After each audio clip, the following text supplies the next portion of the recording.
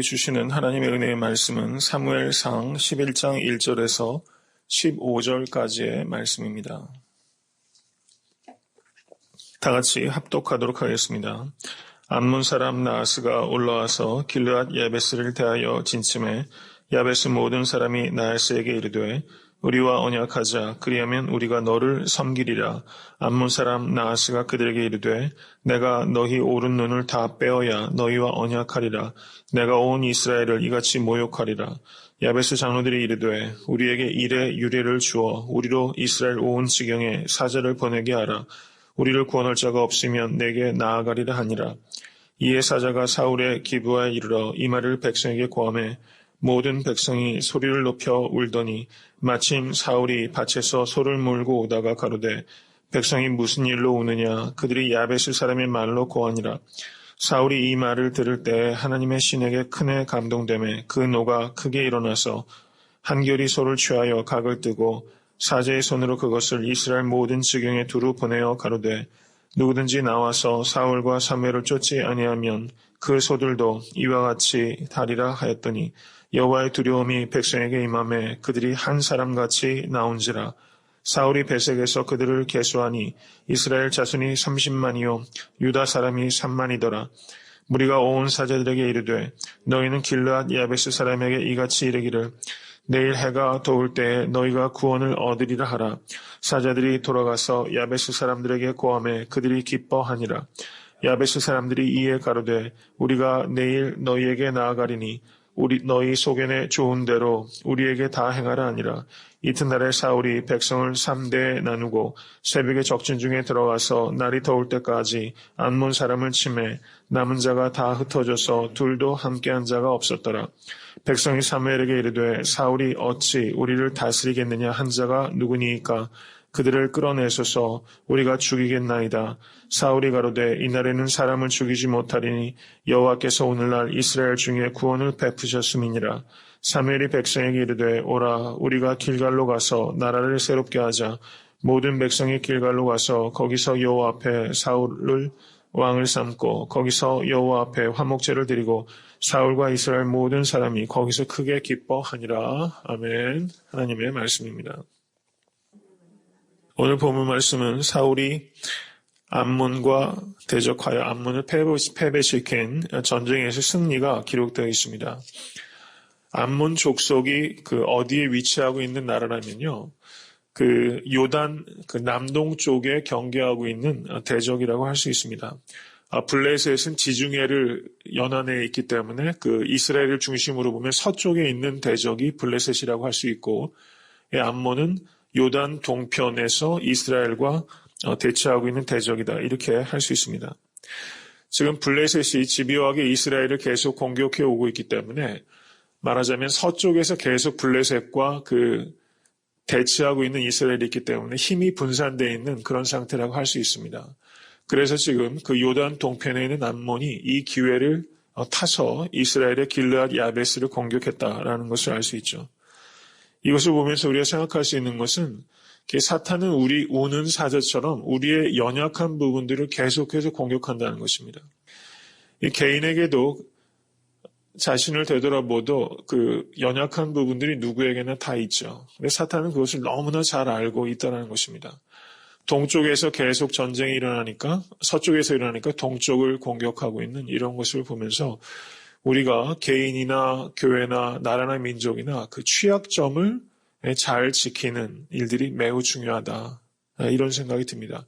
자기를 잘 알아야겠다라는 생각이 듭니다.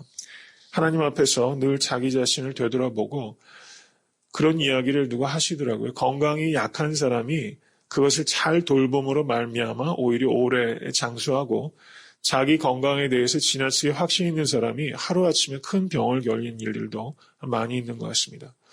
우리가 사람이 장점도 있고 약점도 있죠. 근데 약점이 무엇인지를 잘 알고 그 일을 위해서 기도하고 깨어 있으면 우리가 사단의 공격으로부터 자신을 지킬 수 있다는 것입니다. 늘 깨어 있는 것이 얼마나 중요한가 하는 것을 이 암몬의 공격을 통해서 한번 생각해 보기를 원합니다. 암몬 왕의 이름이 무엇입니까? 나하스라고 합니다. 나하스. 근데 이 나하스가 무슨 뜻이냐면 뱀이란 뜻입니다. 뱀. 그러니까 암몬왕 뱀이 공격한 것이다. 이렇게 말할 수 있죠. 그래서 저는 여기에서 나하스의 공격이 바로 사단의 공격으로 우리가 생각할 수 있다는 것입니다. 그런데 나하스라는 이 뱀이란 뜻이 또 무슨 뜻이 있냐면 장엄하다 이런 뜻이 있어요. 장엄하다. 뱀은 장엄한 존재라는 것입니다. 번쩍번쩍이는 존재라는 거예요. 빛나는 존재라는 것입니다. 고린도 후서 11장 14절을 보시면 이렇게 언급하고 있습니다. 이것이 이상한 일이 아니라 사단도 자기를 광명의 천사로 가장하나니 이렇게 말하고 있다는 것입니다. 사단은 뱀과 같이 흉측하고 더럽고 추한 모습으로 우리에게 다가오는 것이 아니라 사탄은 광명한 천사처럼 장엄한 존재로 번쩍번쩍이면서 다가온다는 것입니다. 이 시대의 사탄은 너무나 매력적이라는 사실입니다.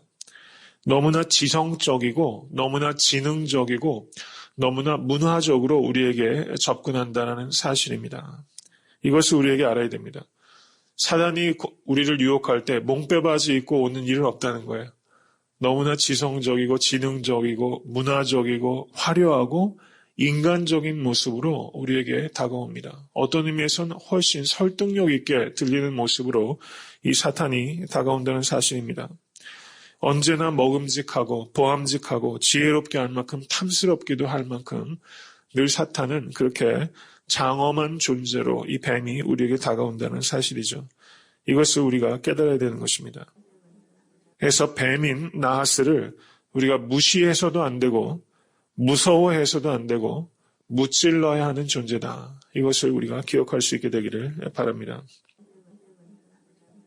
길르앗 야베스 사람들이 지금 그 암몬 족속이 진을 쳤을 때 언약을 맺자고 말을 합니다. 우리가 언약을 맺자. 그러면 우리가 너희를 섬기겠다.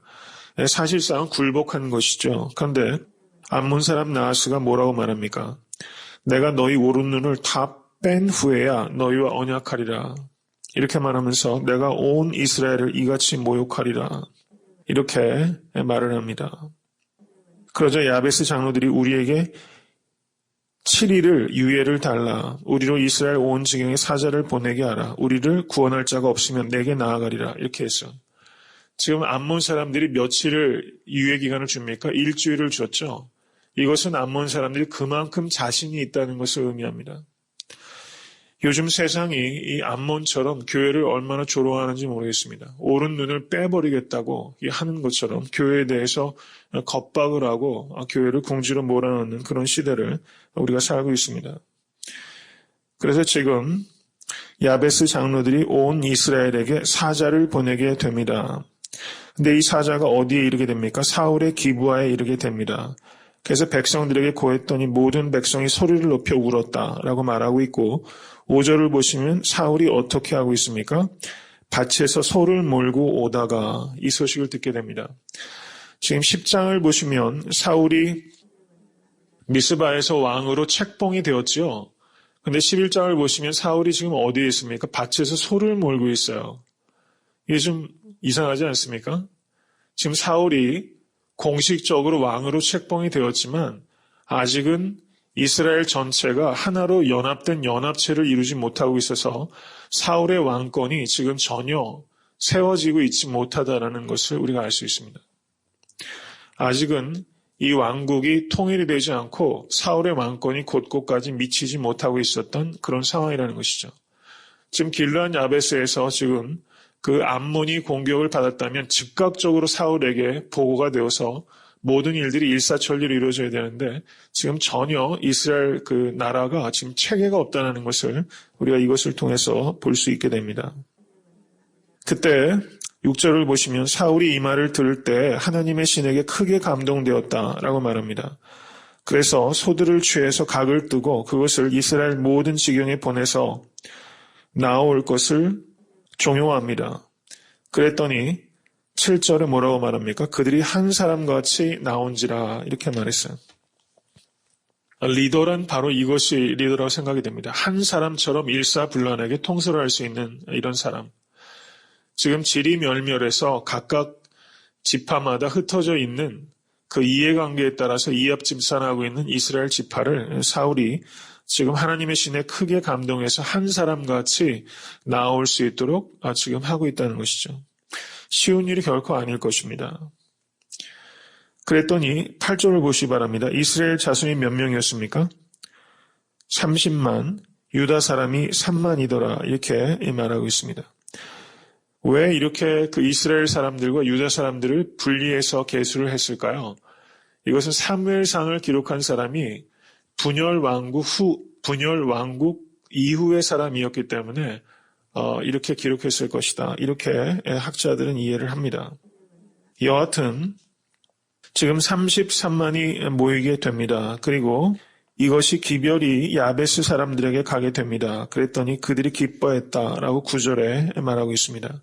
그리고 야베스 사람들이 암몬 사람에게 말하기를 우리가 내일 너희에게 나아가리니 너희 소견에 좋을 대로 우리에게 다 행하라 이렇게 말하게 되고 이튿날에 사울이 33만 명의 군대를 세 대로 나누어서 새벽에 적진 중에 들어가서 암몬 사람들을 쳐서 남은 자가 다 흩어졌고 둘도 함께한 자가 없을 정도로 대승을 거두게 된다는 이야기가 기록되어 있습니다. 사울이 왕으로서 첫 번째 출정에서 정말 멋들어진 승리를 하게 됩니다. 그러자 12절 말씀을 한번 보시기 바랍니다. 12절에 백성이 사무엘에게 이르되 사울이 어찌 우리를 다스리겠느냐 한 자가 누구니까 그들을 끌어내소서 우리가 죽이겠나이다. 이렇게 말하고 있습니다. 저는 이것을 보면서 사람이 얼마나 기회주의적인가 하는 것을 생각하게 됩니다.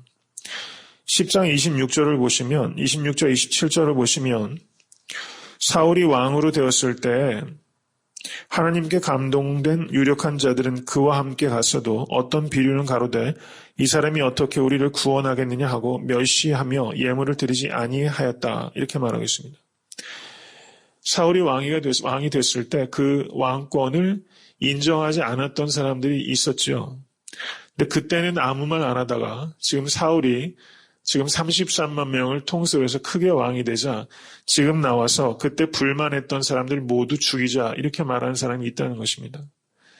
기회주의적인 사람이 있는 것이고 또 우리 마음에도 이런 부분들이 없지는 않은 것 같습니다. 어떤 의미에서는 불만을 나타내는 사람도 문제지만 이렇게 기회주의적인 사람들도 공동체에 상당히 위험한 존재라는 것을 우리가 깨닫게 됩니다. 그래서 13절을 보시면 사울이 가로되 이날에는 사람을 죽이지 못하리니 여호와께서 오늘날 이스라엘 중에 구원을 베푸셨음이니라 이렇게 말하고 있습니다. 오늘 본문에서 이 사울이 가장 긍정적인 모습이 보여주고 있는 부분이라고 할 수 있습니다. 사울은 전쟁에서 승리하게 된 것을 전적으로 하나님께서 하신 것이다 라는 것을 인정하고 있습니다. 여호와께서 구원을 베푸신 것이다. 그리고 지금 자기가 높은 권력을 비로소 갖게 됐는데 자기를 반대했던 사람들을 사실상은 처단할 수 있는 절호의 찬스라고 할 수 있겠죠. 자신의 왕권을 강화하기 위해서 이 사람들의 조언을 받아들이는 것이 정치적인 입장에서는 기회라고 할 수 있을지 모르겠습니다. 그런데 사울이 여기에서 모두 사면을 하게 됩니다. 그러니까 사울은 용서하기도 하고 겸손하기도 한 진정한 모습을 여기에서 나타냅니다. 이것을 보면서 우리가 생각할 것은 사울이 왕이 될 만한 좋은 자질을 많이 가지고 있었다는 사실입니다. 그런데 한결같지 못했기 때문에 이 사울이 하나님으로부터 버림을 받게 되는 것이죠.